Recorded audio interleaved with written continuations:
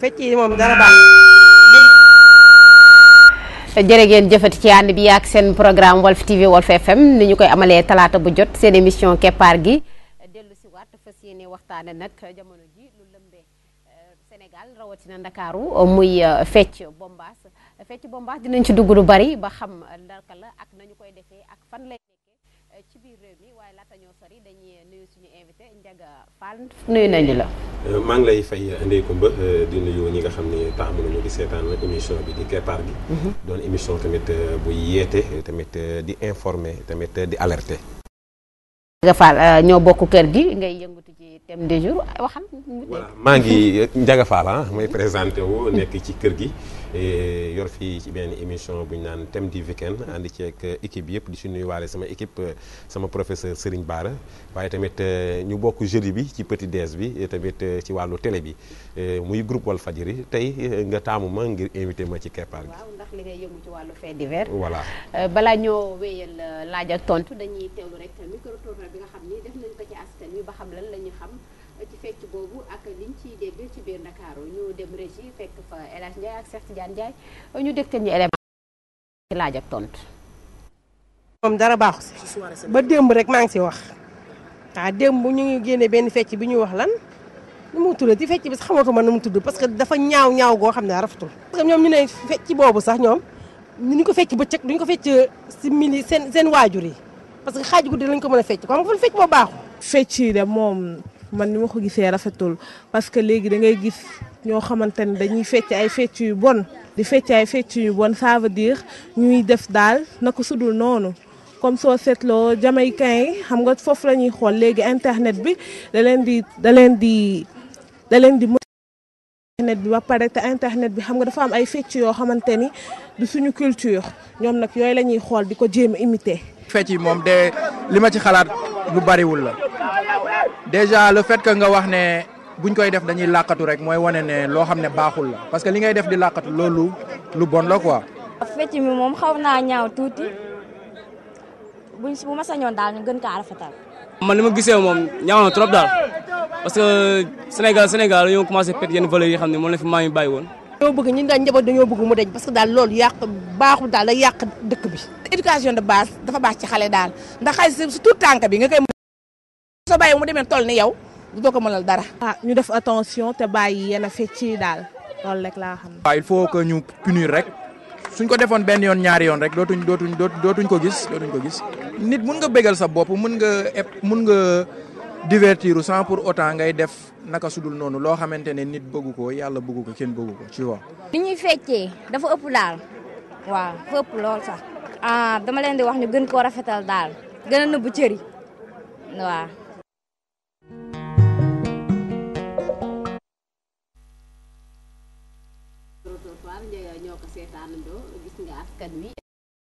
ak li nga xalaat ci feccin boobu ak fecc bi benn baat ñëw dañoo bàyyi suñu aada bombaas danga ma koy tojal waaye ñun li ñuy jéggaani la Jamaïque ñoo daan feccee noonu lan mooy fecc bombaas ak niñ koy defee jamono ji ak ginnaaw roy nañu ko ba tàmbali koo def ci réew mi.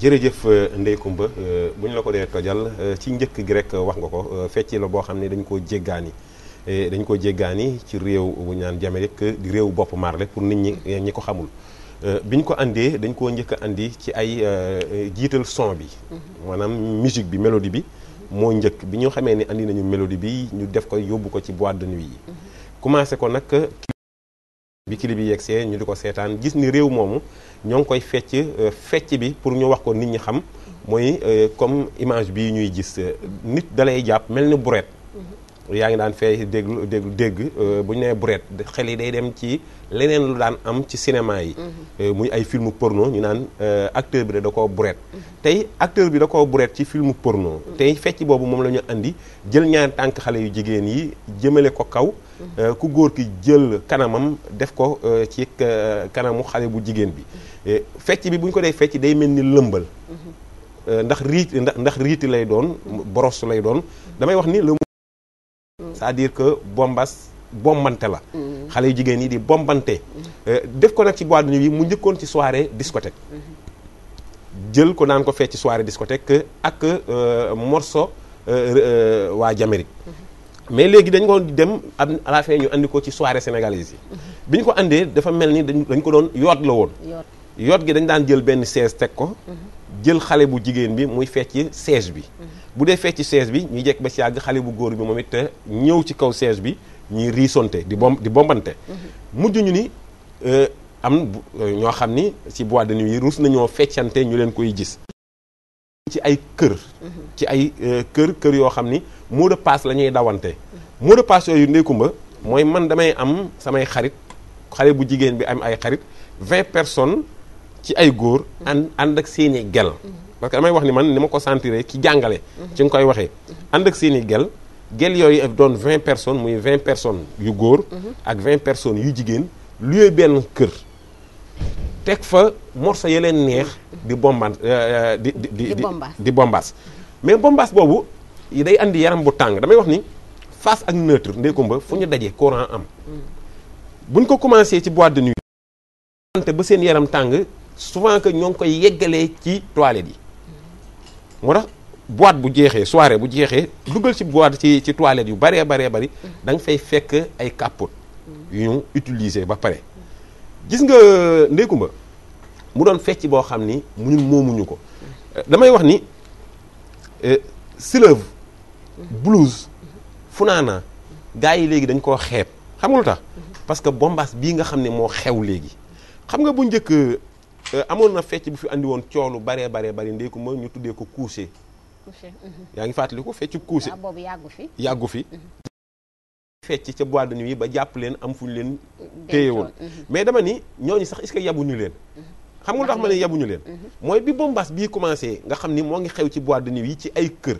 ci ay néeg gisaguma kuñ ci jàpp gisaguma kuñ ci arrêté te lee ba mu xewee jigéen rek moo daan couché daawul ànd ak góor mais bii nag mooy kaay ñu tëddi kon parce que góor ak jigéen ñoo koy ànd njëkk doguma la li nga fi expliqué yéeme na ak yenn ci ay vidéo yoo xam ni ak ay photo fii la ñu ko amee muy ci Sénégal ñu ko fekk ci ay appartement ndax souvent day faral di lëndama dem nañ mais doo mën a am image boo xam da nga koy génne day lëndam ba ki mais terewul fexe xam ni fii la ci biir réew mi naam sax vidéo bi dañu ko jéggaani ci Jamaïque pour war leen ni fii nii lañ ko fi roye ba dàq wàlli daan mais yan quartier moo ko faral di def fi mel nii ndax ci boîte lañ ko daan gis bu ñu demee ba muy nekk ci ay appartement ñu koy loué ay groupe de 20 personnes def seen mot de passe di envoyé ay message di ko organiser yan quartier nga ko faral di gis nga bu njëkk dañ daan wax naan Almadies wala ñu wax ci quartier résidence yi nga xam ne moo nekk à Dakar wala ci yeneen dëkk yi. gis nga photo yi moom Sénégal la. non Sénégal la parce que gis nga nii mu doon lu ñaaw.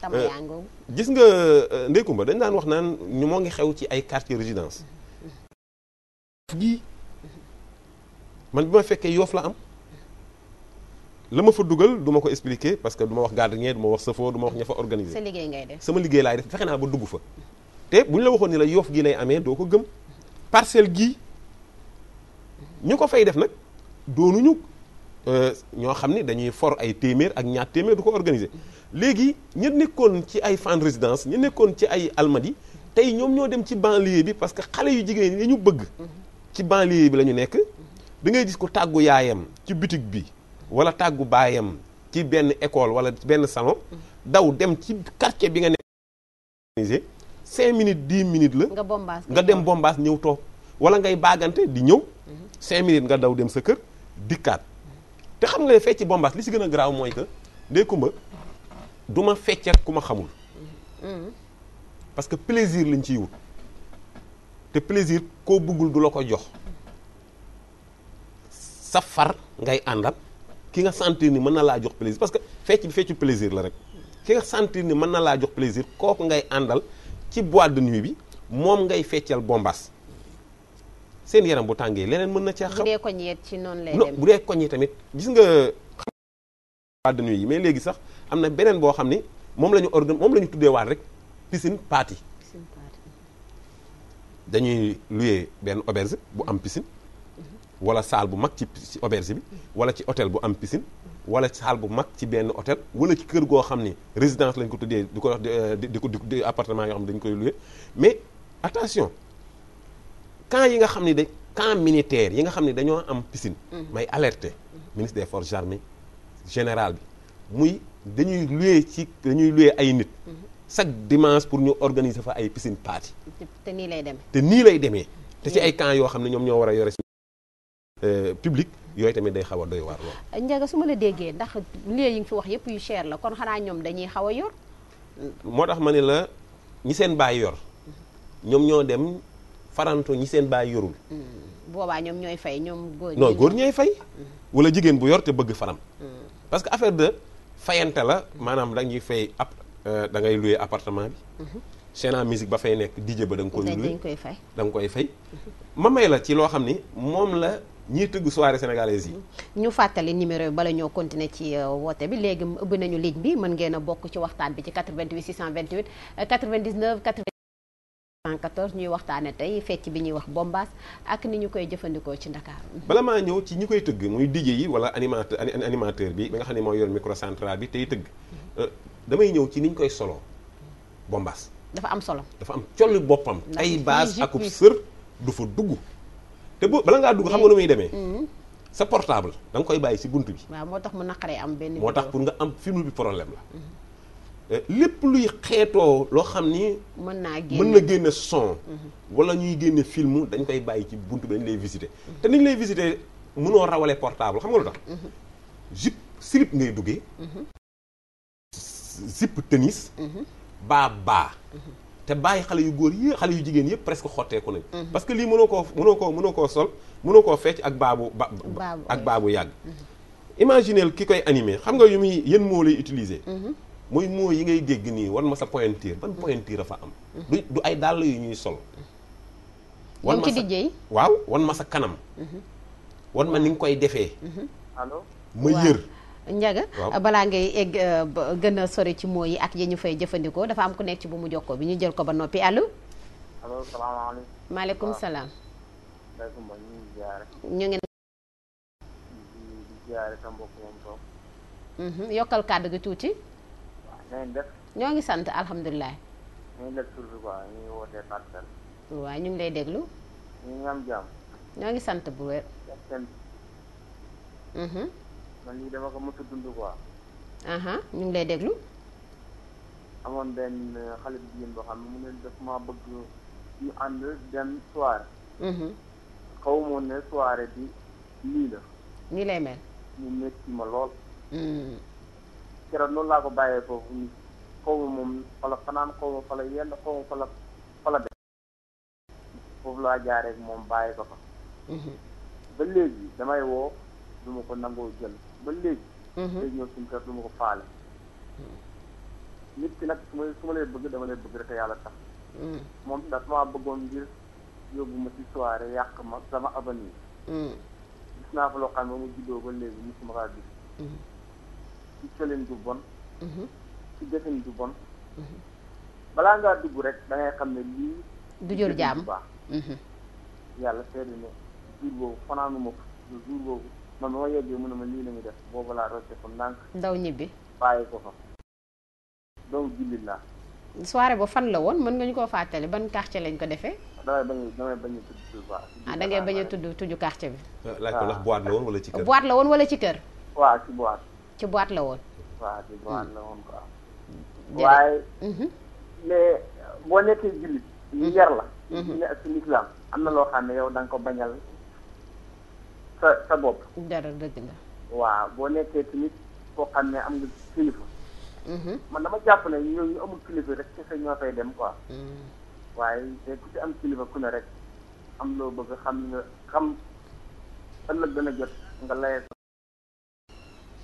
yenn yi doo ci mën a dugg waa kay ñu koy gërëm ci wooteem bu ne moom da koo dund ndax dañ ko faa yóbbu waaye moom yàlla baaxee na ko ba daw na génn delluwaat ci kër ba mu gisul lu mu xam yaa ngi nekkoon ci baat yi nga xam ni DJ yi moom la ñuy wax di leen ko sànne pour gën leen a ñaax ci li ñuy def. très bien xam nga dafa am moo yoo xam ni ma xool ma yër li nga yor. sa pointure. allo ñu jël kii. allo oui. asalaamaaleykum. maaleykum salaam Ndeye Kumba. waaw soxna si na nga def. maa ngi fi. foo ñëwoo ak noo tudd. man la Anta Ndiaye. Anta Ndiaye ñu ngi lay déglu. ça va. ça va bien alhamdulilah. thème boo xamante ne fii nii thème bu neex la. ndaxte jigéen mooy ki nga xamante ne fii nii mooy jur ay président. mooy jur kilifa diine di jur kilifa aada.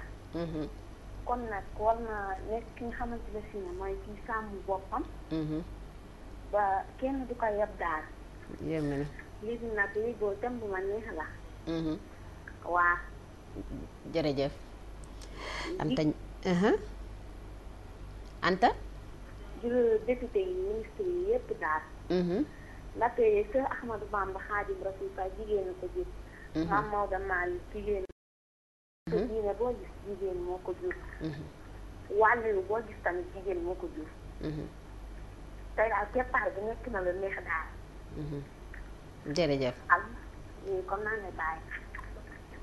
jërëjëf Anta Ndiaye ñu koy gërëm ci woote bi ak kàddu yi mu yëkkati rek ni jigéen dañoo war a jël seeni matuwaay ndax ku fi baax jigéen la jur ci wàllu moo yi ñuy utiliser fa nga mu doon ay moo yoo xam ni dañ lay wax nga wane sa bopp mooy wane sa bopp ci ay cër waneel sa bopp ci ay fecc waneel si sa bopp parce que fecc bi buñ ko nëbbantee genre pornographie la xam nga xale yu jigéen yi li may wax génération sous le soleil bii nga xam ni dañoo juddu mais dañoo judduwaale ak bëgg plaisir dañuy bombaasante sax ci téléphone. yow sous le soleil waaw bala ngay defal sous le soleil xaaral ñu jël ki ci ligne ba doppi allo.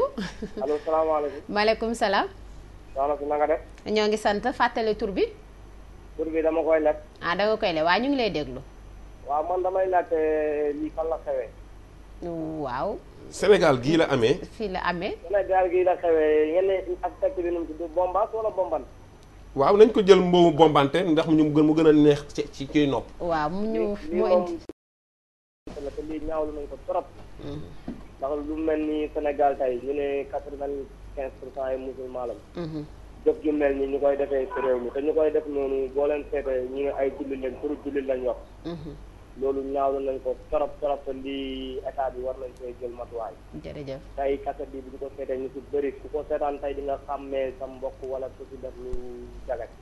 dañ la war a dem fekk ba fi nga dëkk jàpp la jëflante koog yow ndax lii lu ñaaw la si bari Sénégal. yéeme na waaw te lu ñaaw la lii day yàq jeunesse bi lii baaxul rafetul waaw lii waxuma la bombaas waaye lii bombante la lii du ñaaw la trop lii moom ñaawlu nañ ko trop trop. waaw xaaral ma jox la Walf Fadel Yacine moom xaj na moom am na kàddu yu ci sànni. waa ñëw déglu ko mu joxe xalaatam moom it allo. waaw ñoo ngi sant. waaw Walf Fadel Yacine. ñu ngi lay déglu Walf. waaw man lii may seetaan ci télé bi man moo ma jaaxal ba léegi. waa ndey ma léegi ci ban réew lañ nekk. ah ñun delloo nañ la laaj bi.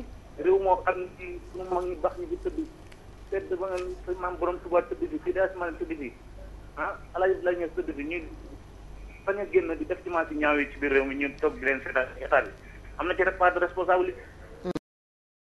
parce que am na ci ñu génn ci image bi léegi mu taxaw di bomb xaw ma bombaat xaw ma bomb. kooku suñ ko tegoon loxo mën nañu dem jëli keneen ku mu ko doon jëfante ak ñi nekk foofu ñëpp ñu teg leen loxo. li neex na la dëgg mais am na ñoo xam ne dañuy yàq askan waxuma la allo ligne bi dafa mel ni dagg na bala ñoo jël keneen Ndiaga da nga nekkoon ci génération bi nga xam ni. waaw moom laa tuddee génération sous le soleil. dañoo teel a bëgg affaire plaisir. gis nga xoolal xale bu góor bi nga xam ni day dox ci mbedd mi. jël téléphone am di wax te li muy wax xamoo ko. da ngay jékki saa gu xool tubéy ju xumb. mais kooku rendez-vous lay joxe ci boîte de nuit ci appartement yi.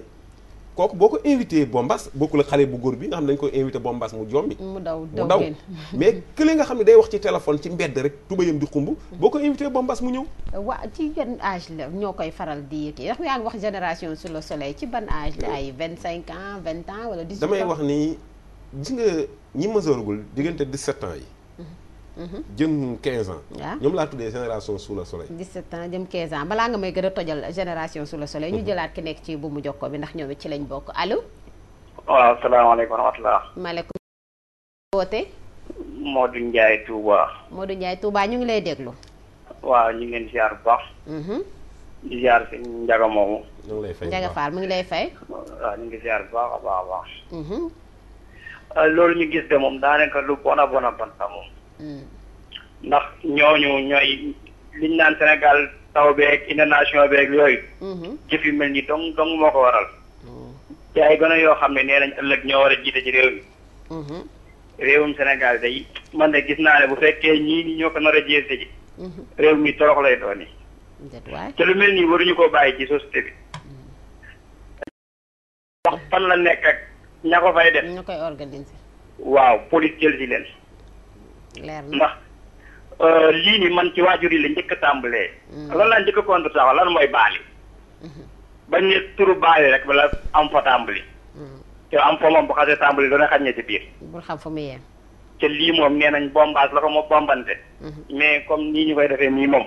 buñ paree ku teeku ba set doo nga dee des. ndax ubbi yoon la rek. ubbi yoon la rek. te ay xale yu ndaw yoo xam ne waroon a jàngi seen diine. ëllëg ñu mën di yore jàkka yeeg diine ji. fii def loo xam ne kenn xamul lu muy nuru.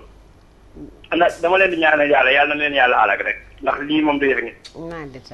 ñu ngi jéglu bu baax a baax na wasalaamaaleykum. jërëjëf Modou Ndiaye doon wootee Touba Mbacké yaa ngi nekkoon ci wàllu génération yi. ndax yow ci ruq yi ngay dugg ñan nga fa fekk tur âge bi. non da nga leen fay fekk ñoo fa ëppee. ay magum jëmm yu fendi wala ay. di nga fa fekk ay magum jëmm yu fendi kon daal bëcc xoola daal waaye ñi fa ëpp mooy génération sous le soleil bi. gis nga li ci gën a garaaw. bala ñoo dem ci boîte yi ca fañ koy feccee dañ koy entraîner ci néeg yi muy xale bu jigéen beeg xale bu jigéen bi. mais ci néeg yi sax ba tey mën nañu ci néeg muy nekk masse ñuy xëcc nit ay juróom fukki nit di daje di ko def fenn loolooy problème bi ak koñ yi ñu koy defee léegi. ndax boîte sax kii dem di contrôler mën naa jubal dem ci boîte ñi lijjanti affaire mërsëg di aaye kuy def lu ñaaw ci mbedd. mais koñ yi ñu koy defee luyee benn appartement toog fa est-ce que yooyu dina neex a gis. waaw du neex a gis sa boo amul yenn information yi waaye xam nga lu ciy garaaw dama ni nit di xale bu jigéen ñàkk na jëkkër te moo ko xañ boppam ci filmer buñ ko filmer woon ci benn soirée ci benn appartement ci piscine party ci wàllu 5 minutes yuñ ko filmer di dox ba benn xale bu góor Fall Ndiaga bu ko gisoon bëgg ko doot bu gisee loolu daw gis vidéo bi daw fekk yaa xañ sa bopp jëkkër nga naan lu ma fi ba fekk bombaas bii moo la fi ba yeeg lu ni mel ñu jël ki ci ligne bi ba noppi allo waaw salaamaaleykum maaleykum salaam na ngeen def ñoo ngi sant noo tudd ak foo ñuy woowee alhamdulilah kii de mi ngi wootee Touba mais maa ngi def tur bi daal waaw amul solo ñu ngi lay déglu waaw gis nañ ay image yu ñaaw daal loo xam ne fecc boo xam ne daal kuy doomu julli sax waroo koy fecc parce que nag parents yi am nañ responsabilité état bi am na responsabilité parce que liñ koy kii mooy que ni suñu éducation lañ soxla parce que éducation yar bi ci la bokk mais xam nga ne nii ku ñu yar nga ne yow doomu jullit nga waroon di def lii quoi te aussi tamit xale yi nga xam ne dañoo nekk ci koñ yi dañoo war a jël seeni matuwaay ni ñu defee di organisation équipe nawetaan dañoo équipe nawetaan ñu war a organisé wu am loo xam ne nga koy bañ sa koñ spécial mais du question da ngay taxaw ko di yëkkati sa yow ñu dëkkee si koñ bi yaa koy bañal sa bopp bu leen jaree sax ngeen gis soo ko comme ni ko am na ci fan yi la jaar ci ginnaaw benn ay koñ yoo xam ne ñoo génnoon ay baax seeni koñ. noonu waaw li nga xam ci am na ci yenn koñ yi waa koñ boobu ñoo war a jugal seen bopp fajal ko seen bopp. di leen boole. waaw am na ci loo xam ne doo ci xaar état yaa koy jëfal sa bopp. ñoo défense ci mais doo taxaw ko di yëkkati sama état non non loolu dama ko contre. waaw yow mi nga xam yaa dëkk ci koñ bi bëgg sa koñ normal. am jikko yu rafet parce que sëñ diwa nga fa sëñ diwa nga fa. yow yaay jëlal sa bopp yëf yi ndax yaa fa nekk xale. yaay ñëw daal ci kaw loolu daal. baax na jërëjëf. jërëjëf nuyu ñu waa Touba yëpp Ndiaga yaa ngi nekkoon ci wàllu ñu ci filmé bu dee 5 minutes la 2 minutes. wala ñu photo leen. dama ni Modou fase na jabaram. ci benn film bu ñu ko filmé jàllale ko ci télévision. woo ko téléphone ni ko da ngaa demoon soirée mu waatal ko xale bu jigéen bi waatal ko ni ko musuma faa dem. li may wax lu am na ñu filmé ko ci xew léegi ci télé yi. mu waat ni ko musuma faa dem de.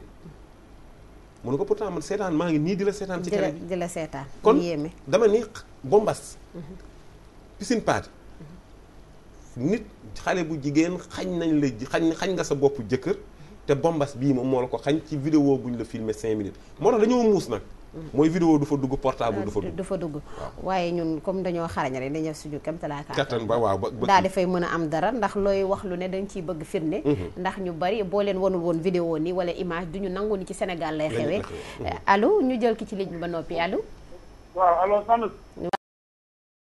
waaw ñu ngi sant bu baax a baax noo tudd ak fooy wootee waaw man maa ngi wootee côté centenaire yooyu centenaire tur bi wala da nga koy leb non man damay leb tur bi quoi. waaw amul solo ñu ngi lay déglu. mais dama def ngeen di wax ci affaire bombage bi boobu léegi. te bombage bi ñu xewee xaw na yàgg tuuti quoi. ñun dañ koy dund ñun dañuy dem bombage. waaw ñun dañuy dem bombage man damay dem. ak yii nii ñu gis nii wala. waaw yu gën a garaaw am na yoo xam sax kenn wane wu. dëgg. mais pour te dire dama la bëgg a expliquer benn affaire. mooy lan. instant bi am na ay sabaru koñ yi am ci koñ yi fii nii. yow gën a garaaw bombage soxna si. ci mbedd yi lay amee. ci mbedd yi yéen da ngeen war ko da ngeen koy teg am na benn buy def interdit moom na. boobu noonu caamaas bi def. waaw. boobu moo gën a garaaw bi. moo gën a garaaw yi nga gis nii. ndax boobu góor ak jigéen a ngi ciy ànd. góor ak jigéen ñu ngi ciy ànd bàyyi. ay góor di tëgg ay jigéen di fecc. ay jigéen dañuy fecc ay góor dañuy fecc. allo. waaw maa ngi lay dégg. ñu ngi lay dégg da nga ni lii. ay góor dañuy fecc ay jigéen di fecc ay góor day tëgg xam nga jigéen du tëgg. mais loolu moo gën a garaaw bomba. waaye lii da ngay boole góor ak jigéen de waaye sa xalaat la nangul nañ la ko comme nee nga loolu moo gën a. gis ci fecc mi fii moo gën a garaaw yow bombaas yi ngay faral di dem fan lay nekk ci yenn quartier ak lu ngeen di fay. mënoo tudd quartier. fay bi nan lay demee foofu. soirée yi moom amul soirée booy dem tudd bombaas. te du bombaas kon léegi c'est général. waaw c'est général ndax yéen a ko créé teel yee ko créé ñoom ñooy wane ay film ñuy gis. dëgg la jërëjëf. leer na dégg nga ku ci am nee na moom fu ma d'accord ak moom day dem bombaas. waaw day dem bombaas lu gën a garaaw lii ñu fi wane dina am waaye am na lu muy gis moom it ci télé yi. rawatina suñu bas nee na te moo gën a garaaw lii. fi ma d'accord ak moom mooy ci li moo ni clip yi télé yee koy teg. mais clip bi moom waneeguñu lii nag wax dëgg yàlla comprendre nga clip yi télé yee koy teg mais dafa am fu ma d'accordul ak moom muy kaay bëggee. ak yeneen télé yi dawal xeet yu mel ni kaay bëggee. kaay bëggee sabaru.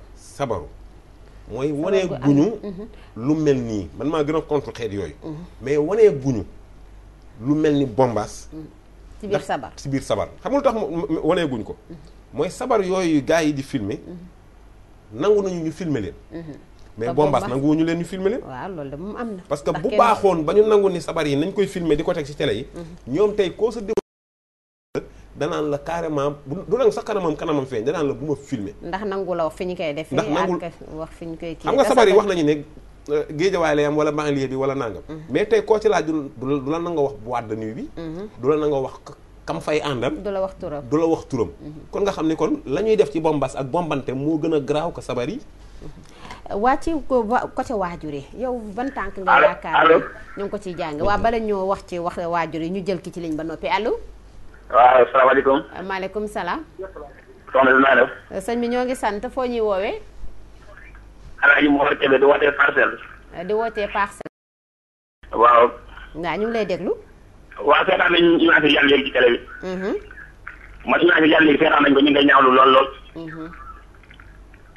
ñaaw na lool. dëgg la xam nga boo gisee jamono ji toll nii yàlla ji tee ndox mi tawul. bàkkaar yu mel nii rek moo ko waral. yéeme na. bàkkaar yi moo bëri ci réew mi ba yàlla dañuy xaw a nax duñu xaw a seetaan. am na ko jënd léegi xam nga maanaam mbir soo ci yëngu moom su ko nit ñi araamale yow da nga daganal. yaa ngi dégg si jëm léegi soo gisee mu ko rafetal moom ci la yëngu neen da ciy def moo tax mu di ko rafetal. waaye nag li nga amal li nga wax léegi mooy ñàkk nga la julli nga ci xamal sa diine lu la neex ngay def. yaa ngi dégg bu baax. ñoo ngi lay dégg ndax maanaam julli saa dafa yomb quoi. parce que julli daal xamal li nga wax ci diine lépp lu la neex ngay def. waaye nag ñu fekkee ne doom julli dëgg-dëgg nga jaar fa la war a jaar nga jàng diine xam sa diine bu baax. yéeme na am na loo xam ne yàlla nga jeexal. jërëjëf. waa kay Kébé doon wootee ci Parcelles Assainies ñu koy jaajëfal. di rafetlu xalaatam. yu mu la fekkoon ci wàllu éducation bi ak waajur yi seen taxawaay bi ñu ci war a am. ndax ñu bari ñoom la ñu joxoñ baaraamu tuuma ni ñoom ñoo sàggan. ma bokk si ñi joxoñ baaraamu tuuma ni dañoo sàggan ci yenn waajur yi. parce que maa ngi tëdd. ni sa doom tëjal buntu kër gi maa ngi tëdd. yow doo tëj buntu kër gi dem tëdd ni ko tëddal. mais sa doom mooy tëj buntu kër gi.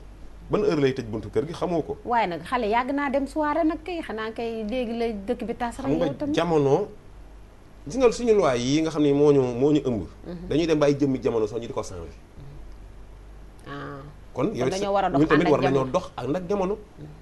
yii nga xam ne dañu xew ñu wane ko tey ci émission bi tax na waajur bu ne boo amee ful la war a tiit. di tëjal sa bopp buntu kër. ni sa doom boo dee tëdd si. àndaaleel ma shawarma wala hamburger. ñu jël. allo salaamaaleykum. maaleykum salaam. Jóob. bu sant bi. Ibou Sakho. Ibou Sakho. na ngeen def. ndax Ibou Sakho bi nekk Parcelles la. xaar yàlla. taximaan. taximaan waaw Ibou Sakho taximaan ñu ngi lay déglu. na ngeen def. alhamdulilah ñoo ngi sant. nuyu Matar moom. Njaga mu ngi lay fay. Njaga waaw ñu ngi rafetlu liggéey bi. merci beaucoup jërëjëf. waaw xanaa waa ji génn moom xanaa dafa bokk ci mbir mi. waaw loolu la wax de. moom li muy waxee ni moom day défendre boppam rek waaye lu mel lu garaaw gën a garaaw de man gisaguma ko man. xanaa bu doon grand ak yow ñaar yooyu laa fi gis waaye boo xam ne télé ñu ngi koy teg nii mu gën a. nee na fi ñuy fecc ñoom am na yu gën a garaaw yi. non kay dëgg bi ma bu gën a bu mel nii man amul fi kay dëgg. déedéet dani moom ak yeneen télé yi. dani moom fi muy feccee am na lu gën a garaaw lii waaye tamit ñu ngi teg ci kaay bëgg lu gën a garaaw lii. na boo ko diggante yàlla rek amul fi kaay bëgg amul yeneen dëgg yeneen télé ñaan ay dagaan na daan baax yeneen télé bii kay bu muy solo mooy bu amoon grand amoon no joob yi ñaar yooyu laa fi gis ñu xaw a toll te damay sax yii sax ñoo gën a garaaw yoo amoon grand bi ñoo xam ne yaramu ne lañ def yooyu mooy yëpp yaa ngi gis seen aw rek yooyu ñoo gën a garaaw yooyu yu garaaw la yii moo tax mbir mi daal kenn mënu ko wax yow boo ñëwee gis lu mel ni que da nga war a defar réew waaye bu la défendre sa dañu na koy teg li rafet loolu rafetul wax day dafa war na normal ñu ngi rafet liggéey bi daal dina ñaan yàlla daal liggéey bi rafet na jërëjëf waaw ñaan borom ko liggéey bi rafet na trop ñëpp daal bu ñu defoon leen daal nit ñi am jàmm jërëjëf Ibou Sakho kon merci waay ñu ngi lay gërëm ci woote bi Ndiaga ci wàllu waajur yeeg taxawaay bi mais est-ce que lii dina neex a lijjanti ndax sànq wax nga ni mën naa ba yàgg nga dem def sa benn 10 minutes daw ñëwaat ci timis bi nga ñu yëndi la buru sax nga jàdd ndax xam nga ñu ko organiser def ngeen seen connexion ba pare waxin la xam nga xale bu jigéen bii génn solu ba pare corne oto corne ci buntu kër gi wala portable mu génn laajoo ko kookan la ku la woo nga ne ko boo dee ñëw andil ma shawarma wala hamburger bu dee ñëw andil la shawarma wala hamburger doo ko wax ban heure ak jot éducation waajur yi ci la ñu bokk Ndiaga waajur du ñu rëcc tey kon ñu jël ki ci ligne bi ba noppi xamaat dafa ñuy mujjeek ñoom allo oui waaw sëñ bi na nga def rek foo ñuy woowee maa ngi wootee Jandeer noo tudd Seck Jandeer ñu ngi lay déglu Seck waaw xam nga émission bi daf ñoo tiital daal li ñu def daf ñoo tiital ay ndaw lañu di gis lii nii xam nga daf ñuy jaaxal trop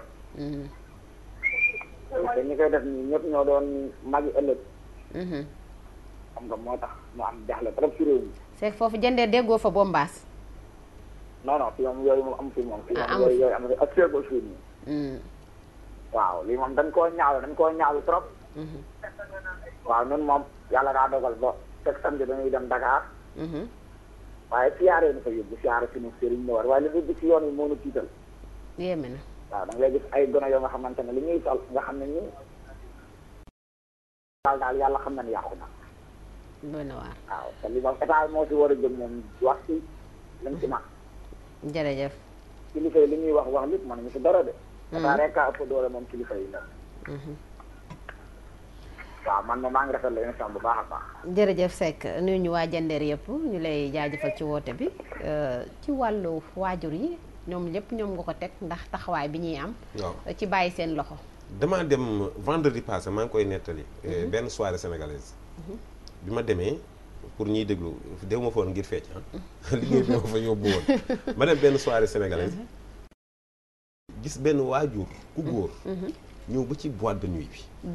ku mu doon wër doomam. doom ci. balaa ñuy xool ko fu mu mujjee ak doomam beek wër bi ñu jël ki ci ligne bi ba noppi allo allo. allo. waaw allo. allo oui maa lay dégg. sëñ bi noo tudd ak foo ñuy woowee. waaw Alpha Bibson la Pikine. ah. Alpha Bibson. Alpha Bibson. waaw Pikine. Pikine. yow DJ nga wala Bibson bi nag. waaw Alpha Bibson la rek parce que mooy loolu. Bibson mooy seen rapport quoi moo tax. waaw ñu ngi lay déglu Alpha Bibson. waaw xam nga gars yi li seen signature yi ci rajo yi ci rajo yi ngay dégg diw naan su ma la jàppee samedi bii di ñëw wala ma la jàppee dimanche bii di ñëw doo doy. dinaa la bomb dinaa la def ni pasa bi keroog da ngaa daw lu nekk ngay dégg ci rajo bi. waaw kon nag léegi signature yi ci rajo yi lay tàmbalee avant mu def ci boîte bi. waaw parce que da ngay toog bi boo dégloo rajo tey boo toog di déglu rajo yi émission kii ngay dégg. da ngay dégg gars yi di ci signature. waaw bii passé da ngaa daw. beneen xeetu langage. voilà yooyu la ñuy waxante quoi kon bu ñu demee foofu bu ñu la waxee def nañu lii kon doo ko weddi. dëgg la. waaw kon lii boo ko gisee du question nag ay doomu jullit damay dégg ni yaa en tant que ay doomu jullit. Sénégal ñi fi daje dañoo bari du jullit yi kese ñoo dem ci boîte yi. nekkul jullit yi kese ñooy nekk ci def lu bon kon lu xew rek bu ñu ñëwee ci jullit yi wala doomu jullit yi. am na nag ay doomu jullit yu fay dem ñoo am seen papa seen yaay ay jullit lañ di fa dem. ñoom ñu ñëw juddu bon di dem foofu. waaw mais nag am na ñoo xam duñu ay jullit kenn xamul lu mu doon te ñu ngi di def xam nit moom bu taxawee ne waxu la fu mu bokk mënoo xam ndax ci jullit nga wala du jullit. waa Alpha ndax da nga xam soirée yi ak ña nga fa dul gis dañu nekkul jullit wala da nga joxe sa xalaat rek. waaw damaa joxe sama xalaat parce que moo am mun na am ay jullit ci biir. mais ñëpp mënoo ñëw rek ne ay. waaw am na ay jullit nag ñu fa nekk nag ñoo xam nee nañ ay jullit lañ. waaw mais nag ñi ci ëpp boo xoolee ñi ci nekk am ñoo xam duñu ay jullit am ñoo xam ne kenn xamul luñ gëm. gëmuñ dara. leer na déggee rek lañ jëm suba ba ngoon. jërëjëf. waaw kon nag signature bi ci rajo la tàmbalee affaire avant mu def ci biir boîte bi. waaw kon nag nga gars yi xoolaat bu baax surtout waajur nañ gën a xoolaat seen doom yi baax a baax. waaw parce que mooy loolu léegi xale yi kenn xamatul léegi li ñuy def. jërëjëf ci parti ak istifaar yi lépp la ñuy def. yëpp ci benn parce que même géej gi dañ koy dem def ay yaramu neen di fa nekk. yéeme na kon nag loolu yëpp lu ñu war a xool la quoi ñu war a contrôler nit ñi. ci biir di ramasse nit ñi dem journée. biir boîte nag la ñu war a dugg di ramasse di yóbbu. parce que bu ñu fa duggee dañ koy tibb foofu la ñuy tibb ci mbedd bi. jërëjëf. ok jërëjëf. Alpha ñu lay gërëm ci woote bi nga nuyu ñu waa Pikine yëpp ci wàllu waajur yi daanaka nga nekkoon de. ma ni ñu paree dafay dugg ba ci buntu boîte bi. woo doom ji. te góor la doon jël si. jigéen. jigéen la doon jël si moo ngi fekk xam naa ni doom sol gi mu sol jaaxal na ko. mu topp si ko. mu topp xam naa ni wër na néegam fekk ko fa mu ñaaw njottu mu woote. wala souvent sa rakk da ngay bëgg ànd ak yow boole yeeg yooyu. bi mu xamee ni ñëw na ci buntu boîte bi. woo xale bu jigéen mu génn. xale bu jigéen moo ngi. tey mu dee. kilote bi la sol. mu génn. ñu jël ki ci ligne bi ba noppi allo. allo salaamaaleykum wa rahmatulah. maaleykum salaam sëñ bi. soxna Ndeye Coumba Diop. waaw ñu ngi sant fooy woote. maa ngi wootee Touba. yow rek la ñuy déglu. ñoo ngi leen di ziar. ñoo ngi nangu ziar bu baax a baax. war a di jëm maxu. alhamdulilah moo nga cee. waaw xanaa ñun de dañuy war a wax kon nopp rappalati na xanaa au lieu que nopp dalati na nopp rappalati na lan war a wax. parce que man daal yow Maaf.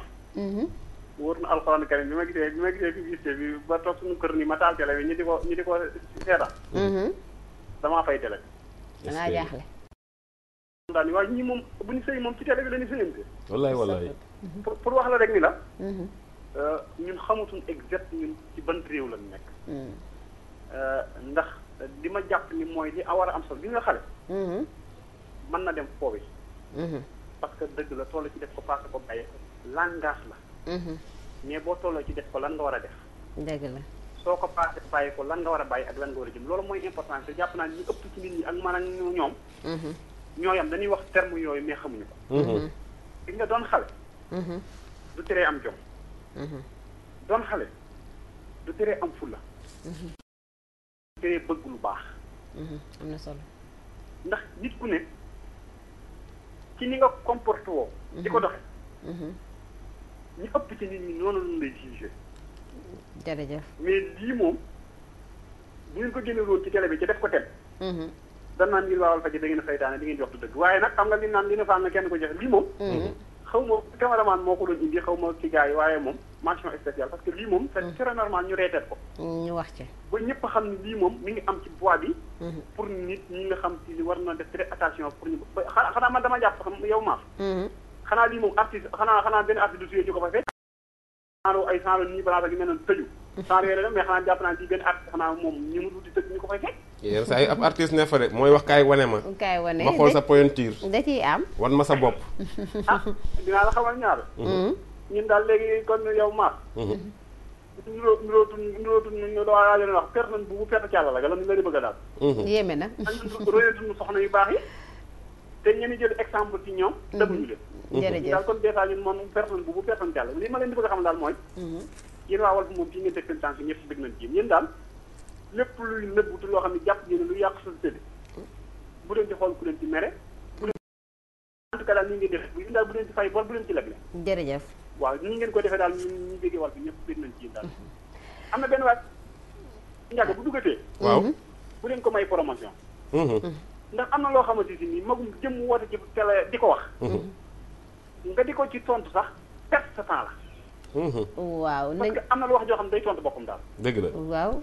jërëjëf ñoo ngi rafetlu comme dañuy tëddee njaaxaanaay dañuy bëgg rek kenn ku nekk ñu bàyyi ko mu joxe xalaatam moo tax léeg-léeg ñuy bàyyi ñuy woote ñoom it ñu joxe nañu ko gisee ci ponk bu ñuy waxtaane njaga waxtu bi daataga jatag nañu de ñu tënk rek ci wàllu waajur yi ak ñi nga xam ne gi ndax ñu bari ni ñoo war a jël seen i matuwaay ginnaaw bu ñu soññee waajur ba noppi waajur yi daal nañu xoolaat seen doom parce que tamit xool ca ñamuy àndal di nga dis nga commencé boo ñu yeggalee tuuti borom ki jël si woon doomam nu mu jël si waaw mu ñëw ba ci boîte bi woo doom ji mu génn mu mbéj jiital doom ji man ko waa góor gi lu mu lii lan la munu ma bàyyi ba ñëpp tëdd mu yooru dem te ñu bari buñ dee ñëw bu ñu ubbee buntu kër gi ku jigéen leen ubbil ni ko guddee nga demal balaa sa papa kon yaayee complice waaw souvent xale yu jigéen yi bu ñu ñëwee ba cëppeelu ci kër gi seen yaay fa dañuy summeeku talax njaa nu ko wala fa waxee bu tasanteeg seen papa dañu mel ni si toilette bi lañ jógee fekk boîte lañ jógee di wax état bi nii amoon na fecc bu fi xewoon jigéen moo ko daan def bu tuddee ko couché tey bombas ñëw na bombante la ñu góor ak jigéen la te dégg guñu ñu wax ci dara boo dee xool ni ñu koy tëggee batterie bi moo ci fond musical bi batterie bi la bum mu mel ni tëñëx benn la bum bum tëñëx ñetti yoon nga xool day am son sonorité bi ñuy topp day ànd ak son boo xam ni moom lay moo koy accompagner ba nga xam ne ni ñuy bombantee day ànd ak fond musical bi njaga lépp du fi xaj dañuy jéem a ñëwaat ci beneen rek wala ñu yeggalee ko ci thème du week-end bi publicité bi jàllee ñu bari woo nañ ma ni ma na nga ko def thème du week-end di la jaajëfal ci li ñu may parce que yàgg nañ ko ànd topp li nga xam ne mooy keppaar gi di la gërëm bu baax a baax a baax dafa am koo xam ne saa su nekk su ma def émission muy Serigne Bara sama professeur daf may woo di ma dolli bu baax a baax di nuyu tamit Mamadou Dieng nekk fii si Sénat bi nga xam ne tamit soppe la xarit la papa la di nuyu tamit borom tawfeex bu baax a baax di la gërëm bu baax di nuyu waa kër gi yëpp ñëpp amal nañ la gërëm yow it ndax xat-xat yi bari na teewul nuyu sama benn cousin boo xam ni sama doom nijaay la sax ñu ma ko nuyu muy Ousmane Diop nekk PA yi kooku comme Diop la sant bàyyi naa la day jàll incha allah léegi ñuy jaajëfal tamit ñi jàpp ci émission ba mu sotti ku ci mel ni réalisation bi Junior Thiam lépp lu muy élément rek moo koy monté macha allah wuutu fii Alioune Ndiaye ak congé ba mu ngay tëdd rek waaye ñu ngi lay xaar Noël bi lee mu jeex bu soobee yàlla ak Cheikh Tidiane Ndiaye ci wàllu régie bi ànd ko ak El Hadj Ndiaye ak Mame Sidi Diop Ndella Amar Gueye ci wàllu maquillage bi Ramatoulaye Ba jàppaloon ñu ci bande annonce bi ñu leen di dig daje beneen talaata ñu waxtaane waat beneen thème ci keppaar gi jërë ngeen jëf.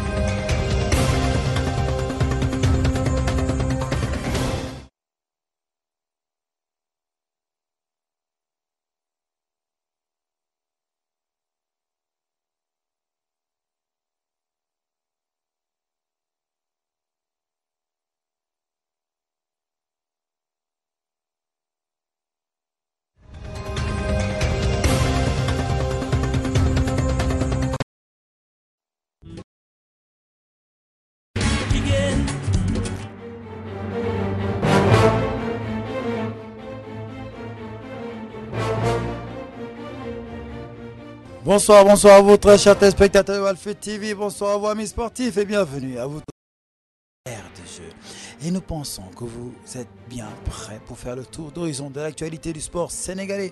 Ce soir, avec ses invités, votre serviteur Mamading Nicolas Sonko fera un tour d'horizon.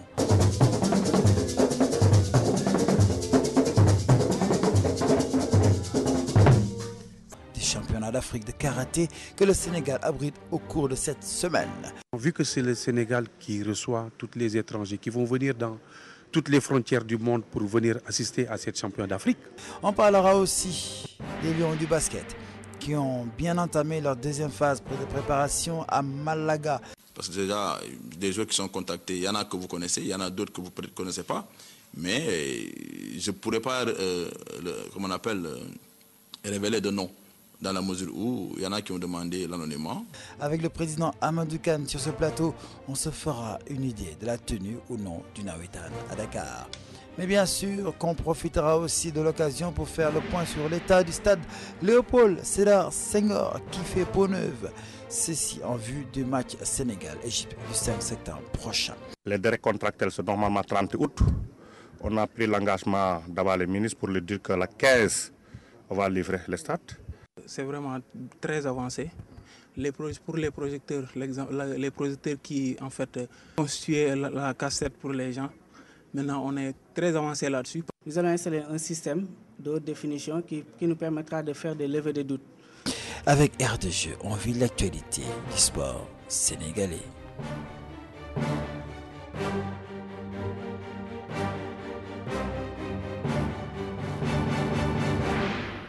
Merci à toi Hubert Asogba, bienvenue à vous autres nos très chers téléspectateurs de Walf TV et surtout à vous nos amis sportifs.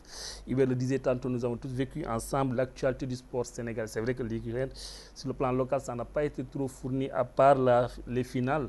Il y a la finale de la section féminine qui s'est jouée le samedi et les petites catégories que moi j'ai beaucoup aimé. Par cette petite catégorie, on rappelle que le mardi dernier, un des nôtres, bien entendu, du que vous voyez sur l'écran, Cheikh Tidiane Gomis avait été primé pour service rendu au football sénégalais. Il a été primé par la Ligue de Dakar. Cet élément, on va faire revenir Cheikh Tidiane. Ce jour-là, je pense que tu as été ému de l'autre côté de la région. Tu as carrément les applaudissements de mes technicien. Oui, on va en parler ce soir, surtout du karaté, parce qu'on est en championnat du monde, championnat d'Afrique, excusez-moi, je parle de championnat du monde parce qu'il y a une championne du monde qui est là présente. Il s'agit notamment d'Ami Yaye Ami Sek, Yaye Ami, qui, après avoir glané des médailles en or beaucoup, n'est-ce pas Yaye Ami? Beaucoup de médailles d'or. Pour le Sénégal. Elle revient aujourd'hui pour servir la Fédération sénégalaise de karaté. Elle revient pour servir le karaté sénégalais qui accueille le monde du karaté africain ici au cours de cette semaine. Mais Yaye Ami, avec ses compagnons de la classe dirigeante de la Fédération, ont-ils les moyens de leur politique? Ont-ils les moyens financiers, notamment parlant, pour accueillir l'Afrique? On va en discuter avec elle ce soir. avec le président Amadou Kane, qui est président de l'ONCAV, Amadou Kane, qui est aussi le 4e vice-président de la Fédération sénégalaise de football. On va faire un tour d'horizon. On va parler de navétanes, beaucoup de navétanes à Dakar, avec la réfection des stades Léopold Sédar Senghor. On me dit que ça va finir au mois d'août peut-être, mais surtout de Demba Diop, où sont concentrées les activités du navétane à Dakar. On va jouer ou pas des navétanes à Dakar avec le président Amadou Kane. On va parler des navétanes de façon générale dans le Sénégal, mais surtout, enfin, la lancinante question du stade Léopold Sédar Senghor. On va aussi en profiter avec Amadou Kane pour discuter avec lui. Mais surtout, enfin, c'est la CAN Junior. Cheikh Tidiane, boobu dañ koy jouer Sénégal te yàggatul. waaw boobu de Sénégal lay am moom. des na ay weer kese léegi nekkatul at de. non des na temps yu bëri. ah des na temps yu bëri. des na temps yu bëri tey ñu ngi au mois d'août. tey la le 11 août. te compétition buy commencé au mois de mars lay doon. day fekk premier CAN bi CAN senior yi jeex. am nañ délai bi te yaakaar ne Sénégal fu mu nekk dajale na moyens yi yëpp mettre le comité d'organisation dans de bonnes conditions. man de gisuma dara xam nga booy wax da ngay wax loo xam ne. damay laajte man xaw ma non man dama gisul dara.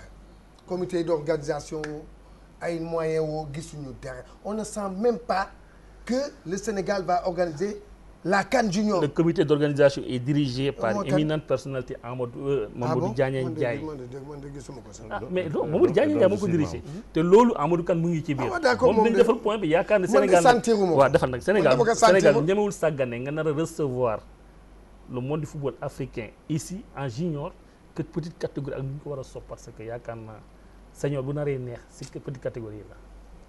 ma ne boo defoon sondage léegi Sénégalais yi boo leen laaj am na ñoo xam sax xamuñu sax ndax Sénégal day organiser kii CAN sax noonu di xam nga dugg ay affaire wax li may wax nii dama ko teg fu wóor dama ne Sénégalais yi boo ci laajoon sur 10 Sénégalais ñaar ñoo ci xam sax xaw a xam que Sénégal day organiser CAN Junior.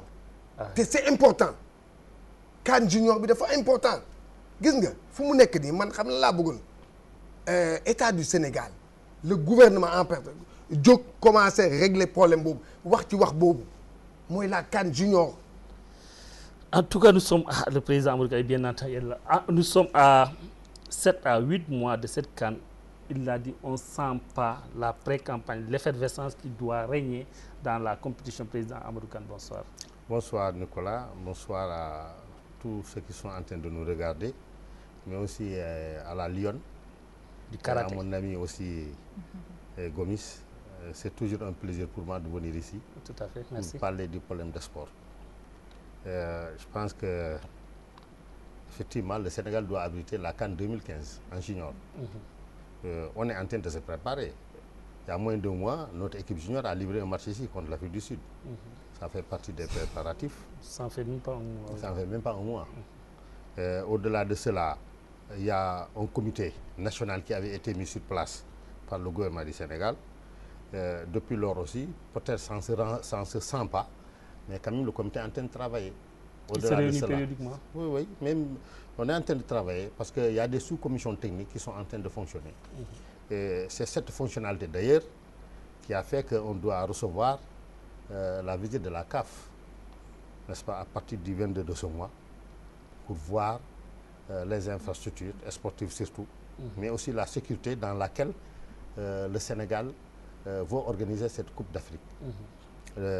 Donc je pense qu'on est en train de fonctionner.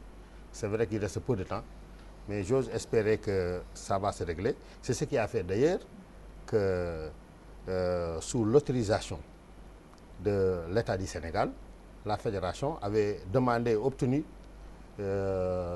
comment dirais-je, qu'au niveau de le stade Caroline Faye, qu'on puisse avoir des tribunes mobiles. Parce que le temps ne nous permettait pas de le faire en dur. Nous avons demandé, la Fédération sénégalaise de football a demandé à la CAF l'autorisation et cette autorisation a été obtenue. Nous avons informé qui de droit, le ministre des Sports. Donc, on montre que même si ce n'est pas visible, on est en train de travailler. Les travaux vont démarrer quand pour la tribune? Bon, là, je pense que dans la semaine à venir, il y aura une réunion technique qui aura lieu après le comité exécutif qui est de la fédération qui est convoqué mercredi. Après cela, d'ailleurs dans ce comité exécutif, dans l'ordre du jour, figure effectivement ce point important. Amadou Kane est 4e vice-président de la fédération, je pense chargé d'organisation. Vous êtes au cœur de ce comité d'organisation de la CAN. Oui, je suis chargé même de l'organisation en tant que responsable de l'organisation fédérale. Donc je peux vous affirmer et rassurer les Sénégalais que même si on ne nous sent pas, on est en train de travailler en douceur. C'est ce travail en douceur qui a fait que nous avons obtenu des résultats probants. Le fait d'abord de regrouper l'équipe, n'est-ce pas, de chercher à avoir une très bonne équipe qui va être très représentatif. Le fait aussi de dire que, de demander à la CAF de venir pour une 3e fois nous rencontrer. Mais au-delà de cela, il y a un aspect important dont sûrement vous parlez notre ami Cheikh Tidiane, c'est l'aspect argent. Là aussi, je pense que puisque c'est l'État du Sénégal qui a accepté l'organisation de cette CAN, je pense qu'il n'y aura pas de difficulté. Nous avons eu les assurances du gouvernement que rien ne sera, n'est-ce pas, laissé pour que la Coupe d'Afrique junior soit bien organisée. Je voudrais préciser qu'à l'issue de cette Coupe d'Afrique, si on sort parmi les 4 équipes, on est qualifié en Coupe du Monde. Donc nous le prenons très au sérieux. Le gouvernement de même, le président de la République en premier lieu. Donc je veux vous rassurer que